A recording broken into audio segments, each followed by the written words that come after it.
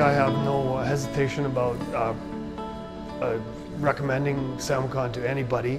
Right from the start to the finish, everything was so simple. 2015, I bought in 2015. It had a west exposure, so it had a lot of sunlight.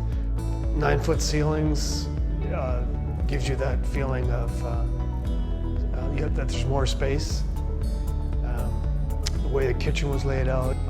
The swimming pool in the courtyard I sold last year, knowing that I wanted to buy another Samcon condo. I knew Montreal was in the works. So in 2017, actually, I did my deposit and I signed the contract for my second unit, my second Samcon condo. The project's on November 15th. I'll get my new place. Samcon, I love my condo.